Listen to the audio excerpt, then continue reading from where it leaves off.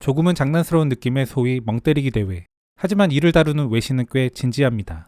멍때리기 대회라는 이름도 스페이스아웃 대회, 즉 공간을 벗어난다는 의미의 문구로 번역합니다. 지난 5월 제주에서는 코로나로 인해 예전처럼 대규모는 아니었지만 이 멍때리기 대회가 열렸는데요. 오늘은 이를 현장 취재한 워싱턴 포스트의 기사를 가져와 봤습니다. 그 제목은 한국에서 팬데믹 스트레스에 지친 이들이 궁극의 휴식을 위해 경쟁하다. 참고로 우리나라에서 시작된 이 멍때리기 대회는 홍콩, 대만 등의 아시아 지역은 물론이고 네덜란드 등으로까지 퍼져나갑니다. 뭐 우리에게 좋을 것도 그렇다고 나쁠 것도 없는 문화전파 현상이지만 흥미로운 현상이라는 생각은 듭니다. 아울러 기사에는 둠 스크롤링이라는 단어가 등장하는데요. 이는 영어 번역의 신조어로 불행을 의미하는 둠과 스마트폰 등을 상하로 움직이는 스크롤링을 합친 단어입니다. 이는 불길하거나 부정적인 뉴스, SNS상의 소식 등을 끊임없이 찾아서 보는 상태를 의미하는 것.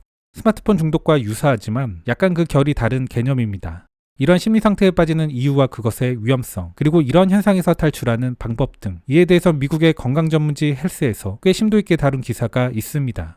이는 정신건강을 지킨다는 의미에서 숙지해두면 좋을 내용. 워싱턴 포스트의 기사 다음 이 헬스의 기사도 짧게 요약해서 소개해드리도록 하겠습니다.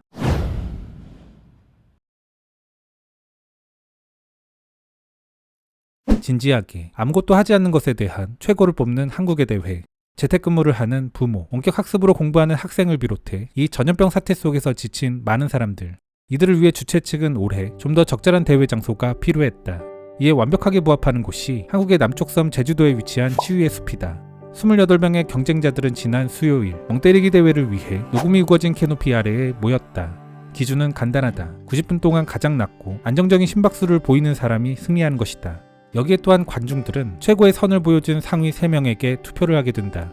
이번 대회는 90분간 거의 움직임이 없었던 제주 출신의 어느 헤어 디자이너가 우승을 차지했다.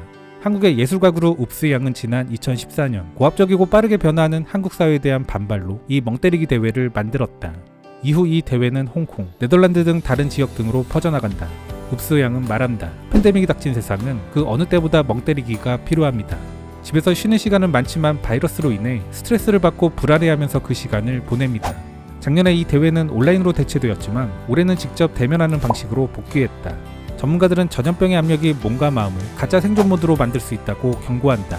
강북 삼성병원의 임상정신과 의사인 신동원 씨는 다음과 같이 말한다. 전례 없는 바이러스 위협에 직면한 사람들은 가만히 있기가 어렵고 또한 다음에 어떤 조치를 취해야 할지 계속 걱정하게 됩니다. 그러나 이 비정상적인 시기에 두뇌가 필요로 하는 것은 휴식을 취하는 겁니다. 이러한 휴식은 스스로 지속되는 불안의 순환에서 벗어나게 해줍니다.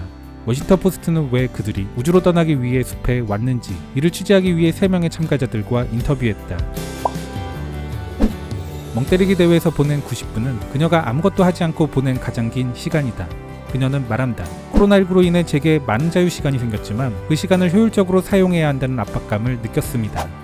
사회복지를 전공하는 대학 3학년생인 이 씨는 팬데믹 여파로 많은 취업 기회가 고갈되었다고 밝혔다. 이로 인해 그녀는 더욱 치열해지고 있는 한국의 초경쟁적인 취업 시장에 대비하고 있었다. 이 씨의 하루는 온라인 수업으로 시작한다. 그녀의 시간은 대유행 이후 더 늘어난 스크린 타임으로 무겁게 채워져 있다. 여기에는 뉴스와 소셜미디어, 유튜브 등을 통한 둠 스크롤링도 있다. 그녀는 휴식을 위해 도피하듯 광주에서 제주로 날아갔고 대회에 참가하게 됐다. 그녀는 치유의 숲을 나오며 말했다. 이번엔 정말 제 자신을 놓을 수 있었습니다. 아주 상쾌한 기분이 들었습니다. 좌영국 씨는 이 멍때리기 대회에 참가하기 위해 제주시에 위치한 자신의 식당을 하루 닫는 이례적인 조치까지 취했다. 팬데믹 기간 그의 돼지고기 족발 식당은 배달과 테이크아웃 체제로 전환됐다. 좌 씨는 말한다. 독적이었던 손님들을 잃어버렸고 매장에 혼자만 있는 시간이 늘어났습니다. 그렇지만 저는 차분하게 시간을 보낼 수 없었습니다. 이 식당 주인은 배달앱에서 자신의 식당에 대한 고객 리뷰를 확인하고 테이크아웃 포장을 개선하는 방법과 같은 사항을 끊임없이 고민한다. 이 때문에 여러 시간 동안 휴대전화를 쳐다보게 된다. 온라인에서 확인할 수 있는 고객들의 부정적 리뷰는 그가 잘못된 부분이 무엇인지를 찾기 위해 모든 것을 추측하도록 이끌곤 한다. 그는 말한다. 고객들과 직접 소통하지 못하는 것이 저를 더 어렵게 만듭니다. 바쁘더라도 제 식당에 식사하러 오시는 손님들과 직접 만나서 친근한 교류를 하던 시절이 그립습니다. 한국 정부의 자료에 따르면 지난 11월과 12월 코로나19 3차 유행 당시 음식점 매출은 2019년 같은 기간에 비해 3분의 1 이상 감소했다. 좌 씨는 자신의 일에 대한 생각을 잠시 멈추고 대회 당일 공허함만 응시하겠다고 말했다. 요즘은 힘들지만 언젠간 좋은 날이 올 거라는 것은 압니다. 제주에서 과일청 판매업을 하는 윤경원 씨는 딸과 함께 멍때리기 대회에 참가했다. 한국에서 코로나가 발생한 이후 윤 씨는 너무 많은 시간을 집에 머물며 갇힌 느낌을 받았다고 한다. 12살 딸은 그녀가 집에서 회사를 운영하는 동안 침실에서 온라인 수업을 들었다. 일과 육아의 양립은 이미 윤 씨에겐 이중의 부담이었다. 그녀는 온라인 수업에 집중하기 힘든 딸을 위해 거의 선생님이 되어야 했다. 그녀는 말한다. 저는 점점 더 스트레스를 받았고 짜증을 내고 있었습니다. 그리고 저는 제가 받는 스트레스를 딸에게 풀고 있는 자신을 발견했습니다. 그녀의 딸이 먼저 멍때리기 대회에 참가해 함께 긴장을 푸는 시간을 가질 걸 제안했다.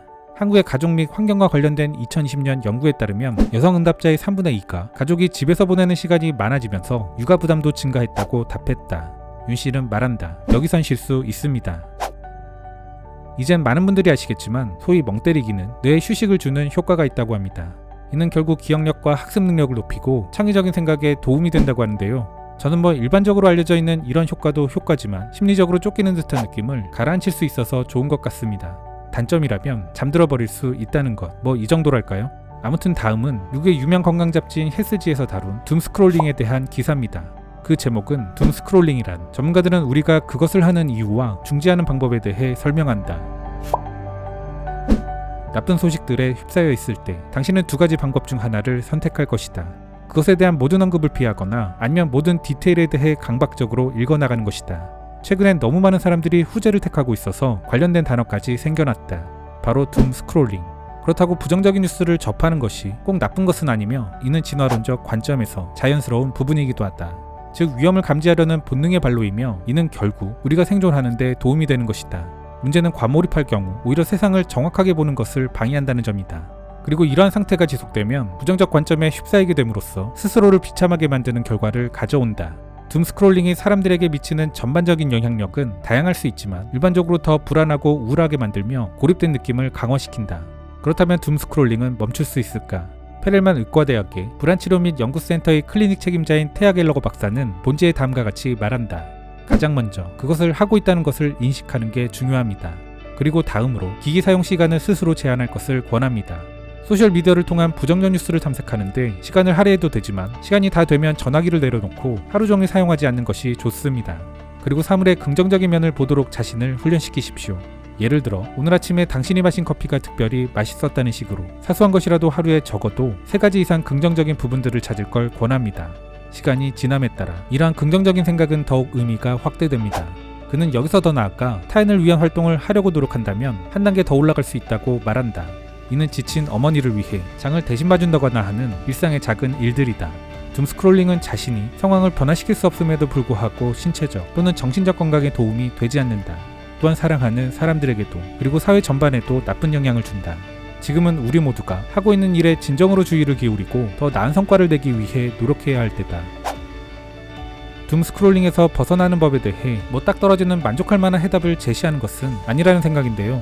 그래도 둠스크롤링이 무엇인지 이를 아는 것만 해도 도움이 되는 것이리라 개인적으로는 그렇게 생각합니다. 코로나 시대 여러 가지 면에서 정신건강에 위협을 주는 요소들이 많아진 것 같습니다. 때때로 한 발짝 물러나 사건들을 관조하거나 또 잠시 있거나 하는 그런 스킬이 필요한 시대가 아닐까 싶습니다.